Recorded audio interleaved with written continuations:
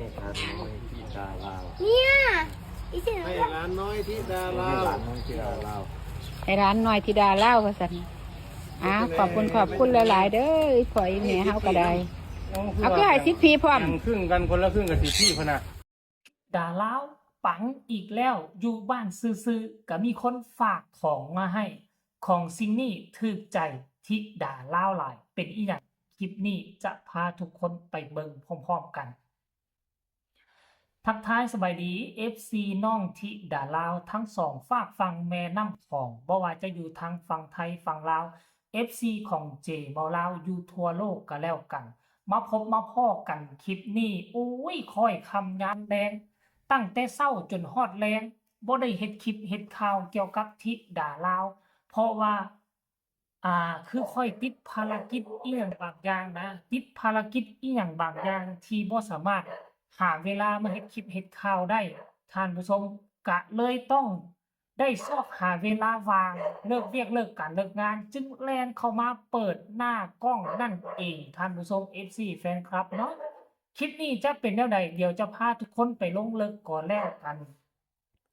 เกือบเวลา1 มื้อที่บ่ได้เฮ็ดคลิปทำข่าวเกี่ยวกับบ้านศรีวิไลเพราะว่าบ่ค่อยมีข่าวใหม่ๆแบบพ้นเด่นส่วนใหญ่แล้วก็จะเห็นแต่วิถีชีวิตช่วงนี้บ่ได้ขึ้นเวทีบ่ได้เดินทางก็จะได้เห็นแต่แบบสไตล์เก่าๆสไตล์เดิมๆท่านผู้ชม FC แฟนคลับเห็นตกตอนแรกมาก็มีการไล่สดถ่ายวิถีชีวิตของน้องธิดาลาวแบบเก่าเหมือนเดิม FC บางคนก็เบิ่งคือเก่าบางคนก็ว่าโอ้มันจำเจเปลี่ยนแนวเบิ่งแน่บางคนก็เป็น FC ฮักแพงกันแบบตัดขาดกันบ่ได้ก็ต้องได้เบิ่งต้องสนับสนุนต้องซัพพอร์ตต้องกดไลค์กดแชร์เนาะก็แล้วแต่บางคนเพิ่งพอใจเบิ่งก็เบิ่งคนบ่เพิ่งพอใจก็แล้วแต่เลือกเบิ่งตามใจมักเนาะเรื่องความมักความฮักเฮาบ่สามารถบังคับจิตใจกันได้ผู้ใดเห็นหัวข้อผู้ใดเห็นรูปก็สามารถเข้ามากดไลค์กดแชร์เข้ามาเบิ่งกันเคลื่อนไหวได้บางทีมันจะมีแนวใหม่ๆข่าวใหม่ๆเกี่ยวข้องกับบ้านศรีวิไลแล้วก็ตัวน้องธิดาลาวก็เป็นไปได้อย่างเช่นคลิปนี้ก็เช่นเดียวกันเนาะความจริงแล้วเหตุการณ์นี้มันน่าจะเกิดขึ้นมื้อเช้าหรือว่าเกิดขึ้นแต่วานนี้ก็บ่แน่ใจเนาะกำลังนั่งกินข้าวมีตาหวังมียายรุ่นมี IK เนาะมีซิด PK พอผู้แม่เพิ่งนั่นละแล้วก็มีพัสดุกล่องนึงมาส่งให้แล้วก็มอบให้ธิดาลาวเป็นผู้แกะเป็นผู้เปิดเป็นผู้ไขเบิ่งเนาะก็รอรุ่นทีแรกธิดาลาวก็ตกใจเวลายกกล่องขึ้นยกไปยกมามันคือเสียงคือเกลือแท้บ่แม่นเกลือก็คือแป้งนัวบ่แม่นแป้งนัวก็คือน้ำตาลหลายคนก็สงสัยเนียงไปเนียงมาอยู่บ่กล้าเปิดผู้เดียวลับตาสารกะกลุ่มแกะกลุ่มง่ายจนตาหวังจับไปเปิดให้สรุปรวมแล้วมันบ่แม่นเกลือท่านผู้ชมมันเป็นสิ่งที่จำเป็นในการใช้ชีวิตอยู่บนเขาเอิ้นว่าอยู่บนเวทีหรือว่าผู้ใดจะเป็นหมอลอกหมอลำจะเป็นนักร้อง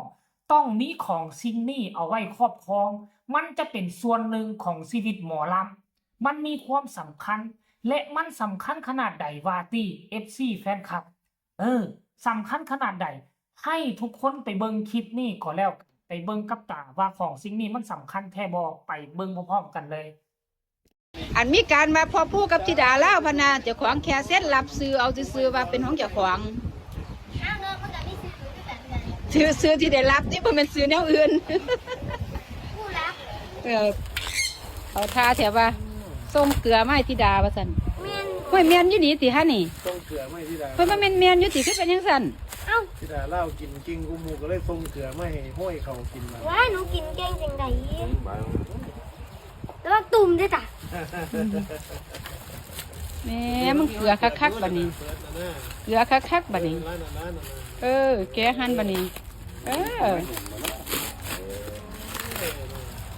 เป็นหยังเนาะแม่มันจะหลายเจ็บตาลุ่นกันดูเองได้ดิแต่วางเป็นคนเปิดสุดท้ายมันเหมือนถุงกระสอบตัวกินแล้วเป็นยังไงตัวกินร้อนเที่ยงยังน้อยเลยสงสัยมันเกลืออันนี้หนูตำเองนะเอาเกลือมาไว้แต่ห้อยเมื่อห้อยเกลือธิดาเล่าถึงห้อยเขาเป็นหยังละตาห้อยต้องข้ามตัวว้าว มีอะไรอีกไหมจ๊ะ แนวสายชาติผมตัว สายชาตินั่น ค่ะ นั่นทุกคนต้องขอบคุณคลิปนี้ได้มาจากยายรุ่นตาหวังเนาะยายรุ่นตาหวังซึ่งเป็นยายเป็นตาของน้องธิดาลาวนั่นละเพิ่นได้ถ่ายทอดเอามาให้พวกเฮาได้เห็นถึงการเคลื่อนไหวสรุปรวมแล้วอยู่ในหั่นเป็นลำโพงบลูทูธขนาดกับซัมฟ้ามือหมดแล้วนี่ขนาดซัมฟ้ามือเนี่ยนี่ขนาดซัมนี่เป็นสีดำเบิ่งแล้วก็คือจะเป็นของดีมีน้ำหนักเนาะมีความสำคัญคือแนวใดเวลาเดินทางไกลเฮาเอาลำโพงไปนำเฮาก็สามารถเชื่อมต่อบลูทูธเปิดเพลงแล้วก็ห้องเพลงไปนำเป็นการฝึกฝนหล่อหลอมทั้งเพลงเก่าเพลงใหม่บ่ว่าจะเป็นเพลงตนเองบ่ว่าจะเป็นเพลงใหม่ๆที่มันมีกระแสโด่งดังเฮาก็ต้องได้ฝึกฝนหล่อหลอมห้องให้มันได้ถ้ามีตัวนี้เข้ามาช่วยน่ะเฮาก็จะใครขึ้นหน่อยนึงดีก็เขาจะไปฝึกฝนหล่อหลอมเพลงใหม่แล้วบ่มีดนตรีบ่มีลำโพงห้องเสียงแบบนี้มันก็คือบ่คักบ่เจ็บใจคันนี้เสียงดนตรีประกอบกันขึ้นมาเฮาก็คือว่าห้องมวนไปมีกำลังจิตลำใจที่จะฝึกฝนหล่อหลอมเพลงใหม่นี่แหละอันนี้มันมีจุดสำคัญอยู่มองนี่แหละท่านผู้ชม FC แฟนคลับเนาะสรุปรวมแล้วก็เป็น FC แฟนคลับเนาะเขาใส่คำว่าลานผู้ฝากมาแสดงว่าเป็นผู้สูงอายุแน่จักหน่อยนึงธิดาลาวว่าลาน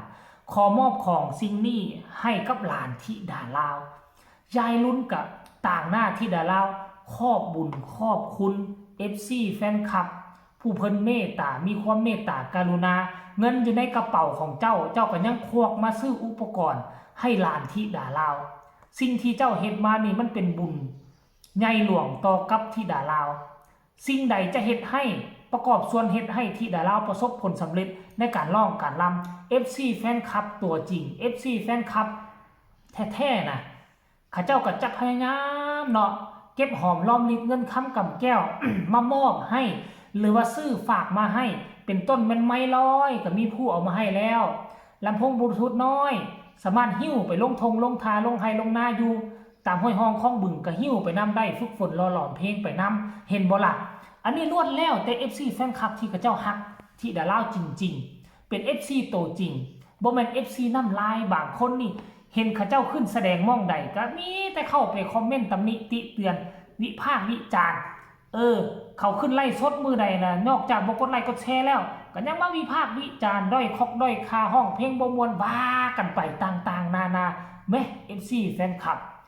ต้องเฮ็ดแบบนี้คัน FC โตจริงต้องเฮ็ดแบบนี้บางคนมาแอบอ้างว่า FC ธิดาลาวเด้อ FC ธิดาลาวเด้อแต่บ่สร้างคุณประโยชน์อีหยังให้กับธิดาลาวจักเถื่อเนาะเหตุการณ์ครั้งนี้ก็ดีอกดีใจน้ำแสดงความดีใจกับธิดาลาวก็แล้วกันทั้งพอผู้แม่เพิ่นก็ดีใจและเห็น FC แฟนคลับส่งเครื่องส่งของซึ่งว่ามันจะบ่เป็นสิ้นใหญ่บ่มีมูลค่าหลายแต่ว่ามันมีมูลค่าทางจิตใจกับครอบครัวศรีวิไลกับน้องธิดาลาว 100% สำหรับค่อยคิดว่าแนวนั้นนะเนาะสำหรับคลิปนี้ก็น่าจะรายงานข่าวอัปเดตให้ FC แฟนคลับของธิดาลาวได้ครับได้ฮู้เพียงซ้ำนี้ก็แล้วกันฝากกดไลค์กดแชร์กดติดตามที่สำคัญอย่ากดข้ามโฆษณาผู้ใดมีคำตำหนิติชมความคิดทำเห็นแนวใดก็ส่งข่าวมาได้ทางใต้คอมเมนต์สำหรับคลิปนี้ลาทานผู้ชมไปก่อนสบายดี